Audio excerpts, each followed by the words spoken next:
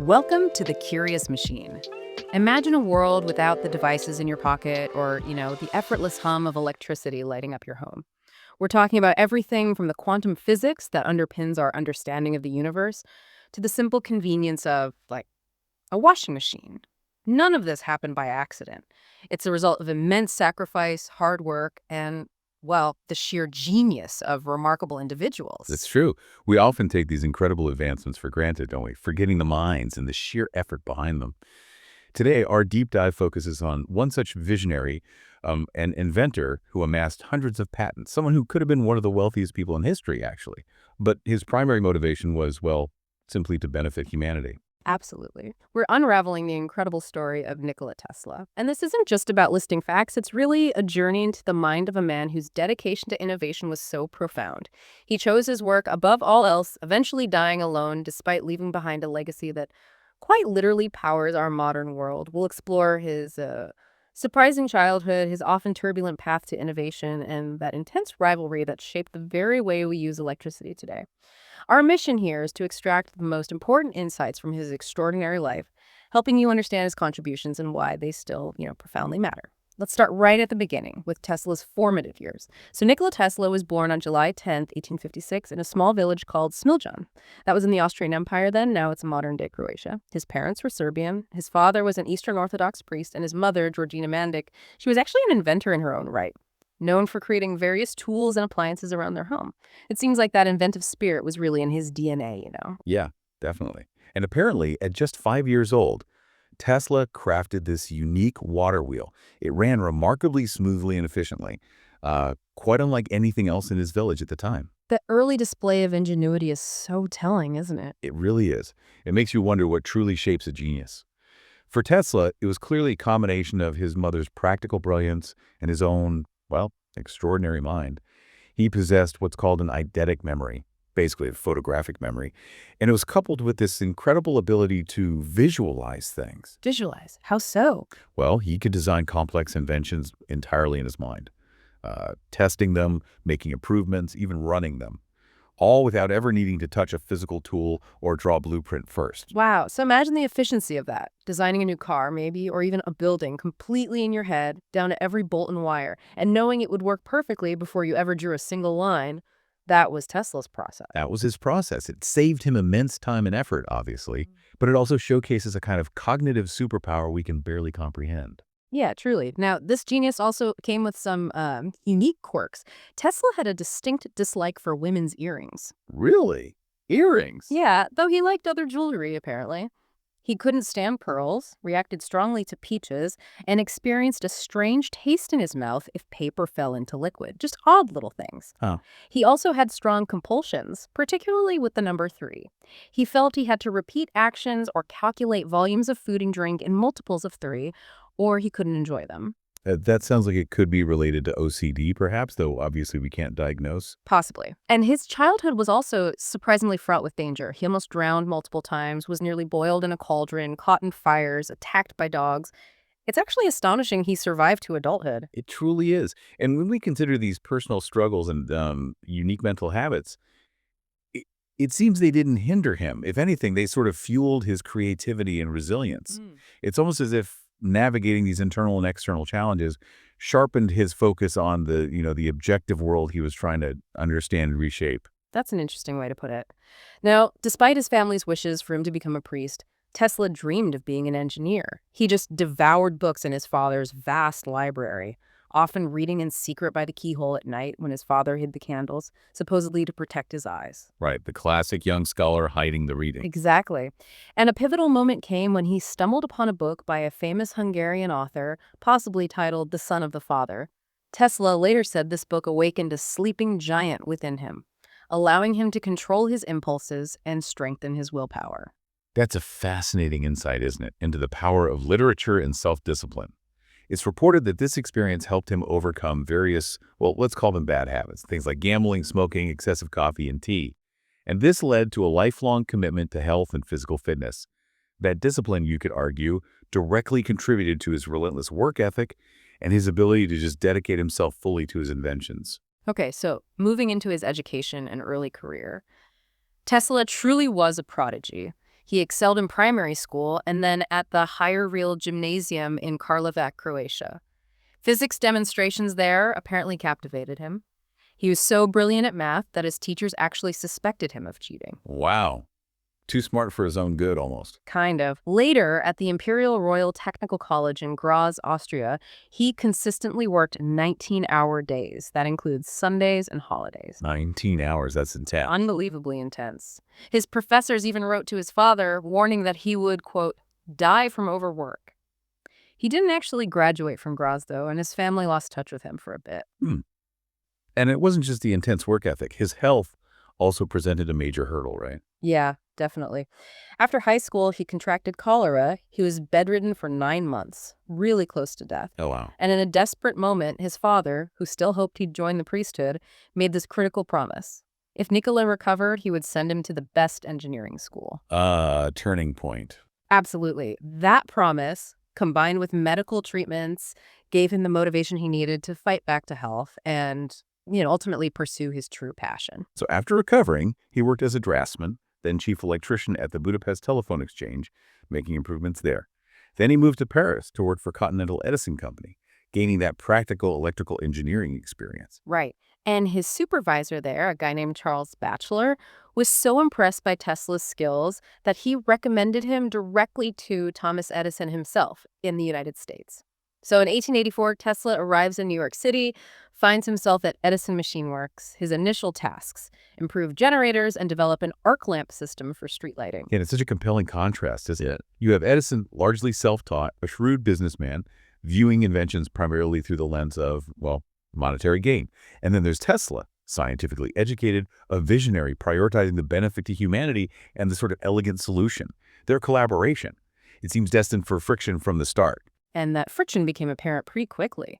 Tesla claimed Edison offered him a substantial bonus, $50,000, which is like $1.75 million today, to redesign Edison's inefficient DC dynamos. That's a huge amount of money, especially then. Exactly. After working tirelessly for almost a year, making significant improvements, he asked for the bonus and was denied.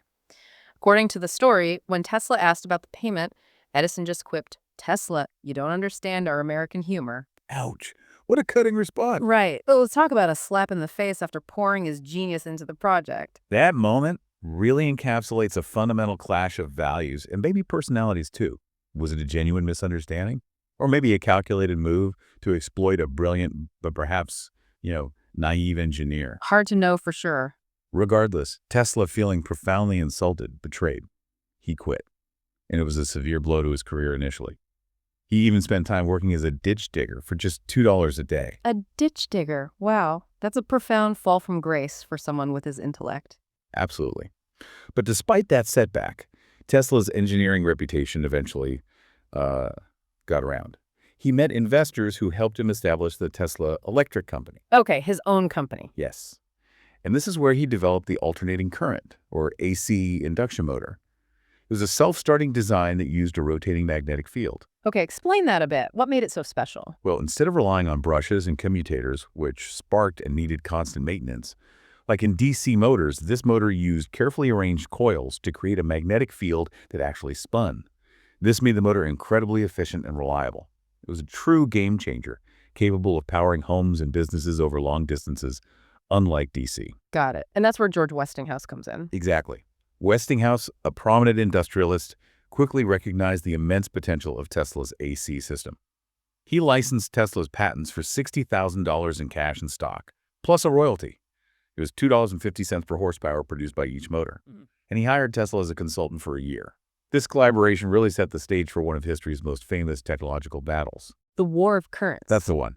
Thomas Edison, a staunch proponent of direct current, or DC, launched this fierce smear campaign against AC, claiming it was inherently dangerous. The key difference, just to be clear, is that DC flows in one direction and loses power significantly over long distances. It's just inefficient for widespread distribution from a central plant. Tesla's AC, however, could be easily stepped up to higher voltages for efficient long-distance transmission, then stepped down for safe home use. Much more practical. But Edison didn't just argue the technical points, did he? He went further. Oh, much further.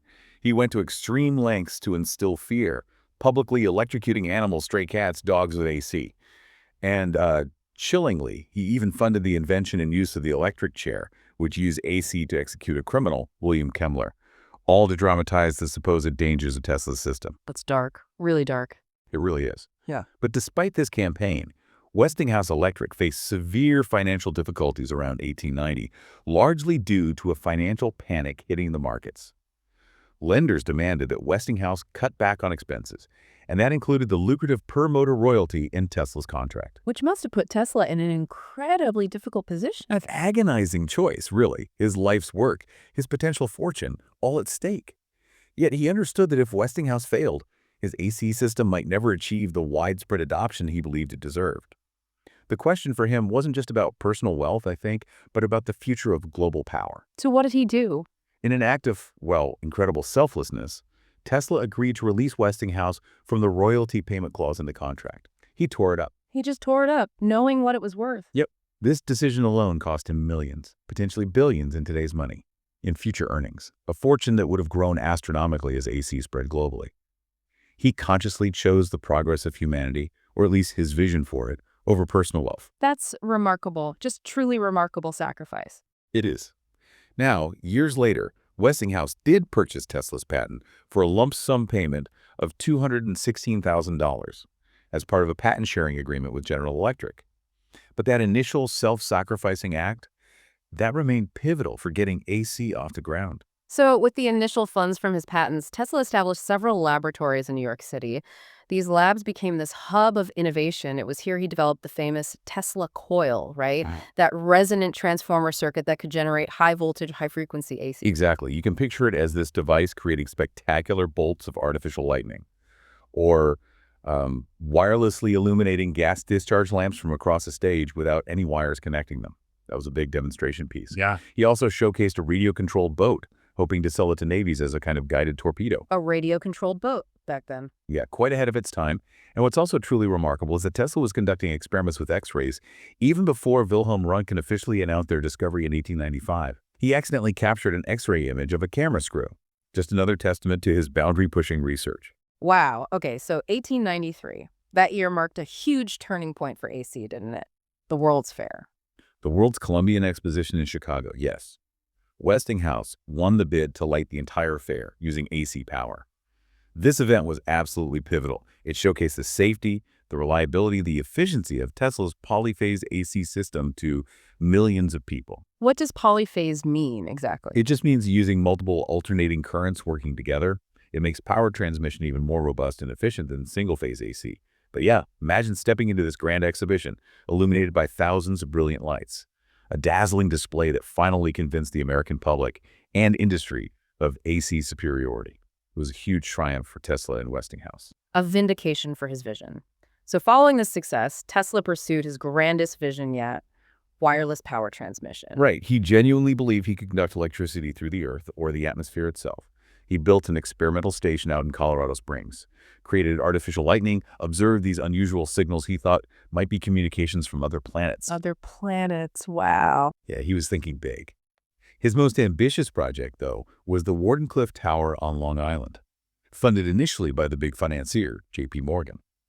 Tesla's stated goal was global radio communication, but his ultimate aim, his real dream, was worldwide wireless electric power distribution, basically giving electricity away for free. Free electricity for everyone. That sounds utopian, but also maybe threatening to some. Exactly, and this brings up that critical challenge for visionaries.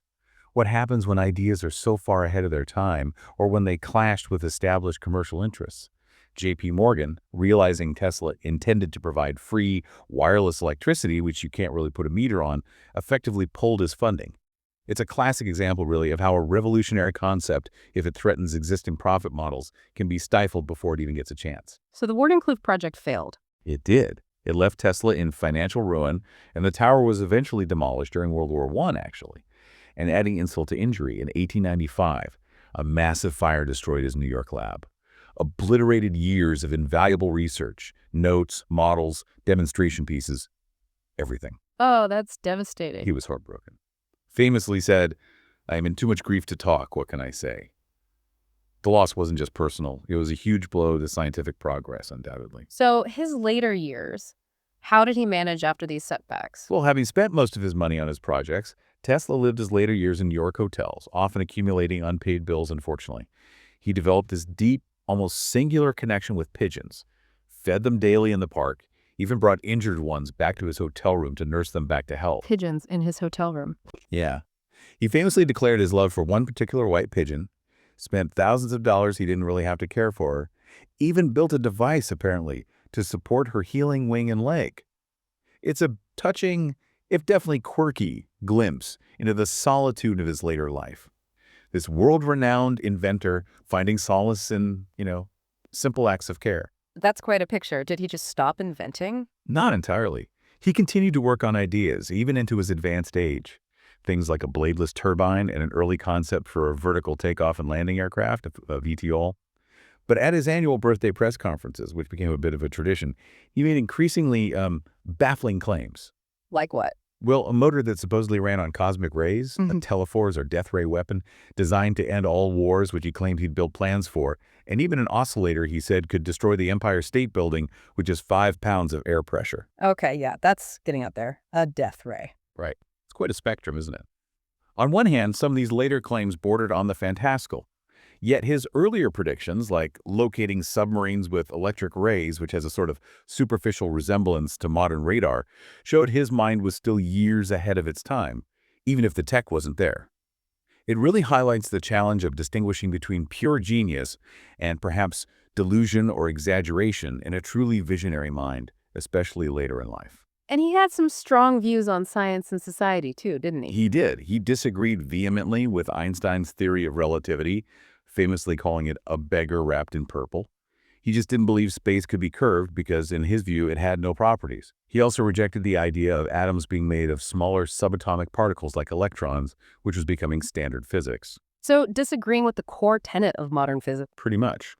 On society, he supported a form of eugenics, believing society should prevent unfit individuals from breeding, though his reasoning wasn't based on a master race concept like some others at the time. He also predicted women would become the dominant sex in the future, running society as queen bees. And he viewed the universe very mechanically, what we call soul or spirit, he saw as just the sum of the body's functions. These views offer a really complex picture of a mind that was both incredibly prescient in some areas and, well, out of step with emerging scientific consensus or modern social ethics in others. How did his life end? Well, at 86, after being hit by a taxi, Tesla refused medical attention. Apparently, it was a lifelong habit. He distrusted doctors. He died alone in his hotel room in New York City on January 7, 1943, from coronary thrombosis, a blood clot in the heart. Alone in a hotel room. That's quite a solitary end for someone who gave so much. It is. 2 days later, the FBI seized his belongings. There were rumors, hopes maybe, they'd find plans for his death ray. But an MIT professor reviewed everything and concluded there was nothing particularly hazardous or beyond known science. So, despite the solitude of his final years, his legacy obviously endured profoundly. In 1960, the unit of magnetic flux density in the International System of Units was named the Tesla in his honor. That's a huge recognition in science. 2,000 people attended his state funeral. His archives are now part of the UNESCO Memory of the World program. And he obtained around 300 patents worldwide for his inventions. 300 patents. Wow. Nikola Tesla was undeniably a man who lived decades, maybe even centuries ahead of his time. He was, as the sources we looked at clearly suggest, arguably one of the most successful scientists and inventors in history, certainly one of the most impactful. His life was marked by this immense genius, but also by profound setbacks, financial struggles, and this unwavering commitment to a vision that often outstripped the understanding or maybe the commercial interests of his era. Absolutely. I mean, when you just consider our modern world, the AC power grid that lights our homes and powers everything, remote controls, foundational radio technology, even early ideas behind robotics and computing, it's just an undeniable testament to his foresight. One source put it incredibly powerfully. If we were to strip away all of Tesla's inventions from our technology today, what would actually be left? Not much. Very little, if anything, fundamental to how we live. Exactly. His work truly revolutionized the world as we know it. Really did. So this deep dive into Tesla's life, it leaves us with a pretty powerful question, I think. What world-changing innovations are being conceived right now by, unsung visionaries, people perhaps facing similar challenges to Tesla funding issues, skepticism clashing with established interests? And what might we gain or maybe lose if we fail to recognize and support their grand ideas? Something to ponder maybe as you navigate your day, powered by the very current he championed.